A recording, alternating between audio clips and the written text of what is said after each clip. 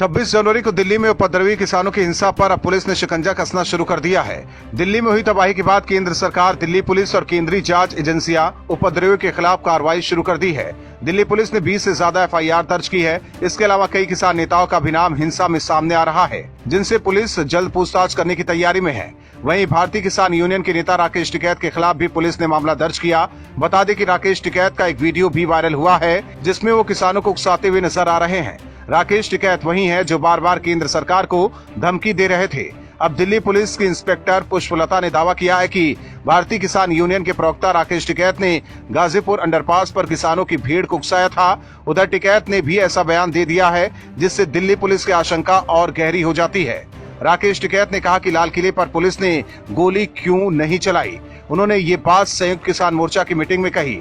राकेश टिकैत के इस बयान पर लोग सवाल उठा रहे हैं कि क्या उनकी यही प्लानिंग थी कि लाल किले पर उपद्रव करेंगे तो पुलिस गोली चलाने पर मजबूर होगी, जिससे देश में बवाल मचेगा। उधर दिल्ली पुलिस ने भी टिकैत को नोटिस जारी कर कहा है कि वो 3 दिन में बताए कि वादा तोड़ने के लिए उनके खिलाफ कार्रवाई क्यों नहीं होनी चाहिए। इस बीच दिल्ली पुलिस ने गाजीपुर बॉर्डर के धरना स्थल पर भारतीय किसान यूनियन के प्रवक्ता राकेश टिकैत के टेंट के बाहर नोटिस चिपका दिया है। उससे पहले कई दूसरी किसान यूनियनों ने भी ये आरोप लगाया है कि टिकैत ने ट्रैक्टर परेड का रास्ता बदल दिया और दिल्ली में हुई हिंसा के लिए जिम्मेदार राकेश टिकैत ही हैं।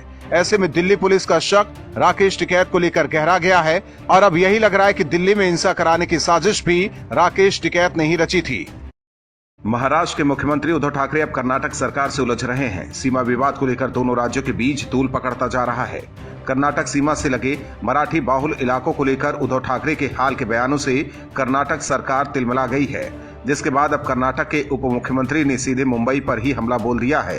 दरअसल सीएम उद्धव ठाकरे ने कहा था कि सुप्रीम कोर्ट का अंतिम फैसला आने तक कर्नाटक से सटे महाराष्ट्र के क्षेत्र को केंद्र शासित प्रदेश घोषित कर देना चाहिए, जिस पर कर्नाटक के उप मुख्यमंत्री लक्ष्मण सावदी ने कहा है कि कर्नाटक के लोग चाहते हैं कि मुंबई को उनके राज्य में शामिल किया जाए और जब तक ऐसा नहीं होता है तब तक इसे केंद्र शासित प्रदेश घोषित किया जाए। आपको बता दें कि सीमा विवाद को महाराष्ट्र सरकार ही तूल देने पर अड़ी हुई है। 2019 में उद्धव ठाकरे के मुख्यमंत्री बनने के बाद से ही इस मामले को उठाया जा रहा है। बीते दिनों महाराष्ट्र सरकार ने महाराष्ट्र कर्नाटक सीमा विवाद को लेकर एक किताब जारी की थी। इस कार्यक्रम के दौरान मुख्यमंत्री उद्धव ठाकरे, एनसीपी प्रमुख शरद पवार, कांग्रेस के प्रदेश अध्यक्ष बाला साहेब थोराट और कुछ दूसरे नेता मौजूद थे। इसी कार्यक्रम में उद्धव ठाकरे ने कहा था कि कोर्ट में मामला होने के बावजूद कर्नाटक सरकार ने जानबूझकर विवादित बेलगाम क्षेत्र का नाम बदला।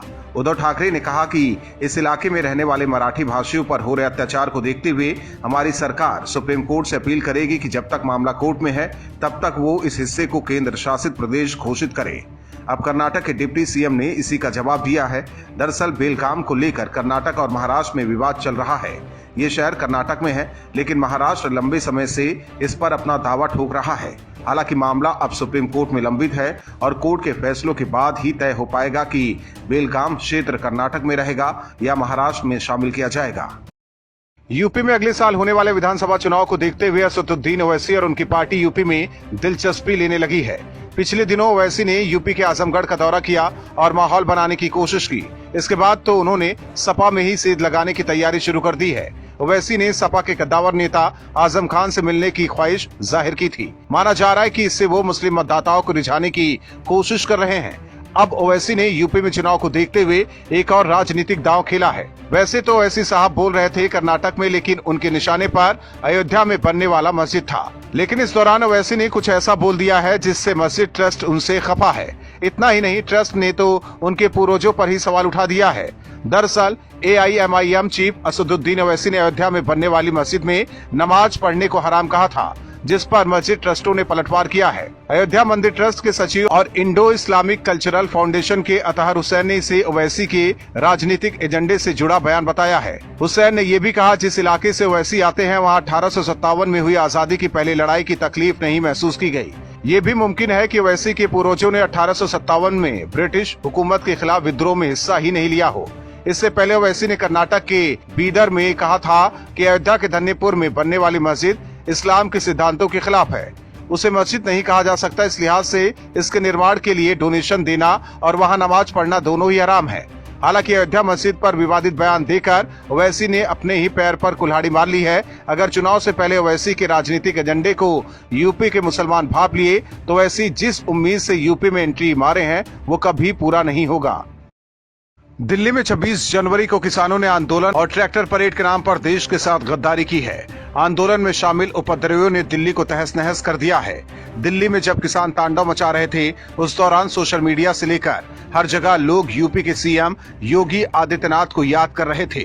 दिल्ली पुलिस आदेश नहीं मिलने की वजह से किसानों पर कार्रवाई नहीं कर सकी, लिहाजा उस लाल किले पर खालिस्तानी आतंकी घुस गए जहां परिंदा भी पर नहीं मार सकता। दिल्ली में हुए इस हिंसा के बाद अब यूपी के CM Yogi Adityanath action mode में हैं। सीएम योगी ने यूपी पुलिस को आदेश दिया है कि किसान आंदोलन को यूपी से खत्म कराया जाए। सीएम का आदेश मिलते ही यूपी पुलिस ने कार्रवाई शुरू कर दी है।